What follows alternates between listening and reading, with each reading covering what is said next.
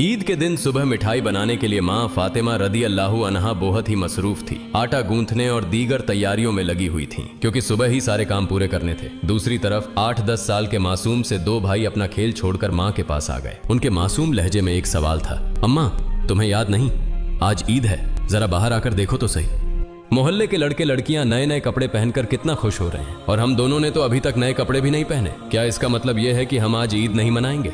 थोड़ी देर बाद वे फिर कहने लगे, अम्मा जल्दी से हमारे नए कपड़े पहना दो, हम भी उनके साथ खेलते खेलते ईदगाह जाना चाहते हैं। जब अब्बू आएंगे तो उन्हें हमारे साथ भेज देना, हम उनके साथ वापस लौट आएंगे। माँ ने बच्चों के सिर पर मोहब्बत भरा हाथ फेरा, उनके माथे को चूमा और बोली, अभी ईदगाह जाने में काफी वक्त है बेटा, तुम लोग बाहर जाकर थोड़ा घूम फिर आओ, फिर मैं तुम्हें नए कपड़े पहना दूंगी। हो सकता है तब तक तुम्हारे अब्बू भी आ जाएं, शायद वह तुम्हारे लिए नए कपड़े लेकर आएं, तब मैं तुम्हें नए कपड़े पहना दूंगी और तुम अपने अब्बू के साथ ईदगाह चले जाना। अब जाओ बेटा, बाहर जाकर थोड़ा खेलो, इस बीच मैं अपने काम निपटा लूं। दोनों भाई बोले, जी अम्मा। फिर छोटा भाई अचानक सवाल करने लगा, अम्मा क्या अब्बू हमारे लिए नए कपड़े लेने गए हैं? माँ ने दोनों बच्चों को अपने गले से लगा लिया, उनके माथे पर प्यार से चूमा और अपने दिल के आंसू पोंछते हुए हंसकर कहा, हाँ बेटा तुम्हारे लिए नए कपड़े आएंगे, तुम्हें जरूर पहनाऊंगी, अब तुम लोग बाहर जाकर खेलो, सब ठीक हो जाएगा। माँ ने अपने रब पर यकीन करके अपने बच्चों को दिलासा दिया। दोनों भाई खुशी खुशी बाहर चले गए। माँ ने अपने आंचल से आंसू पोंछे और मजबूरी में अपने काम में दोबारा मशगूल हो गई। कुछ देर बाद दोनों भाई फिर रोते हुए घर लौट आए। उन्होंने कहा,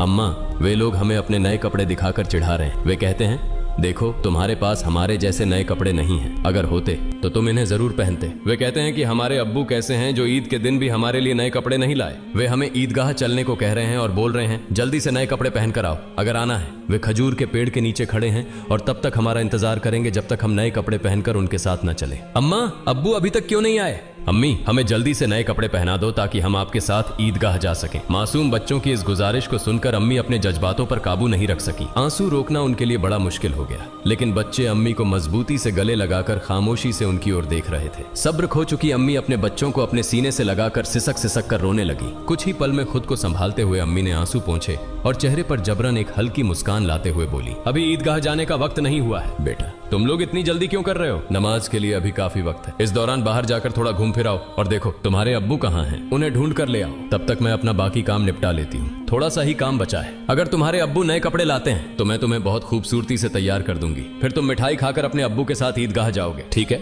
दोनों भाइयों ने कहा, जी अम्मी। अम्मी ने अपने दिल को मजबूत करते हुए बच्चों को तसल्ली दी, लेकिन जैसे ही उन्होंने बच्चों के मासूम चेहरों की तरफ देखा, उनकी आंखों में आंसुओं का सैलाब उमड़ पड़ा। बच्चों को अपनी हालत का अंदाजा न हो, इस डर से अम्मी एक कमरे से दूसरे कमरे में जाती रहीं। इधर दोनों मासूम भाई परेशान होकर अम्मी अम्मी कहते हुए अम्मी के पास आए। उन्होंने कहा, अम्मी हम अब्बू को ढूंढने जा रहे हैं। अम्मी ने रूंधे गले से कहा, हाँ जाओ। उनकी आवाज में छुपा दर्द बच्चे समझ नहीं सके। बड़े भाई ने अफसोस जताते हुए कहा, अब्बू कहाँ होंगे? छोटे भाई ने बड़े भाई से पूछा, अब्बू कहाँ गए? बड़े भाई ने जवाब दिया, पता नहीं, चलो इधर उधर ढूंढते हैं। छोटे भाई के कंधे पर हाथ रखते हुए दोनों भाई अब्बू की तलाश में निकल पड़े। इधर अम्मी अपने दिल का दर्द कम करने का कोई रास्ता नहीं पा रही थी। उनकी बेचैनी और बढ़ गई। वह सोचने लगी, मैं अपने मासूम बच्चों को कैसे बताऊं कि आज उन्हें नए कपड़े पहनाने की सामर्थ्य हमारे पास नहीं है, फिर भी उन्हें कैसे तसल्ली दूं? और आज तो ईद का दिन है, वे मेरी बात क्यों मानेंगे? या अल्लाह तुम्हारे अलावा कोई सहारा नहीं। ईद के लिए जो मिठाई बनाई है वह भी कई दिनों तक थोड़ा थोड़ा गेहूं बचाकर तैयार की है, उसी से हलवा और रोटी बनाई है, लेकिन नए कपड़े कहां से लाऊं? या अल्लाह ये बोझ क्यों डाल दिया इस अम्मी के सिर पर? तुम तो सबकी हालत जानते हो, मैं इन मासूम बच्चों को कैसे समझाऊं?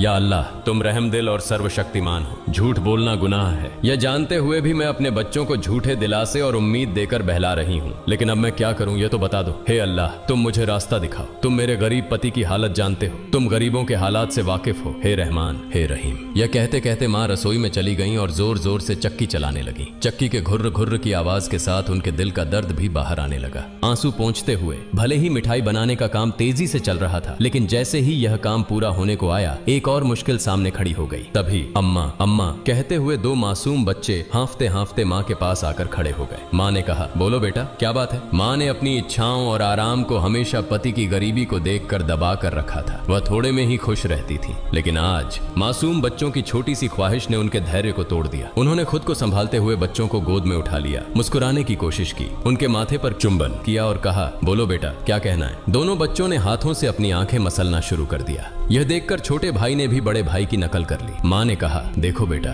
तुम्हारे अब्बा सही समय पर आ जाएंगे। मैं देखो यहाँ तुम्हारे लिए मिठाई बना रही हूँ, तुम मिठाई खाकर ईदगाह जाना, थोड़ा सब्र करो, बस थोड़ी ही देर और। उन्होंने बच्चों को सीने से लगा लिया, उन्हें प्यार से समझाया और कहा, थोड़ा इंतजार करो बेटा, मिठाई अभी तैयार हो जाएगी। छोटे भाई ने आंखें मसलते हुए अचानक पूछा, लेकिन हमारे नए कपड़े अम्मा? यह सुनते ही माँ चौंक गई, जल्दी से बोली, अरे बेटा ऐसा करते हैं, तुम लोग जाकर पहले नहाओ, अभी तक नहाए भी नहीं हो। दोनों भाइयों ने एक साथ कहा, नहीं अम्मा, अभी तक नहीं नहाए। माँ के लिए मासूम बच्चों से छल करना बहुत दर्दनाक था। उनका दिल अंदर ही अंदर जल रहा था, लेकिन उन्होंने हंसते हुए कहा, बेटा बिना नहाए क्या कोई ईदगाह जाता है? जाओ जल्दी से नहाओ, फिर सब तैयार हो जाएगा। दोनों भाइयों ने कहा, ठीक है अम्मा, हम अभी जाकर नहा लेते हैं, आप सब कुछ तैयार रखना, हम जल्दी से आ जाते हैं। दोनों खुशी खुशी नाचते हुए बाहर निकल गए। माँ ने दुआ की, जाओ बेटा, अल्लाह हाफिज। बच्चे तो चले गए, लेकिन माँ के दिल में चिंता और गहरी हो गई। उनका दिल जैसे एक अथाह सागर में डूब रहा था। माँ सोचने लगी, जब वे वापस आएंगे और कहेंगे, हमें नए कपड़े पहनाओ, हम ईदगाह जाएंगे, तब मैं क्या करूंगी? माँ का मन अब और नहीं संभल सका, उनकी आंखों से आंसू फूट पड़े। उन्होंने सजदे में गिरकर अल्लाह से दुआ की, हे अल्लाह,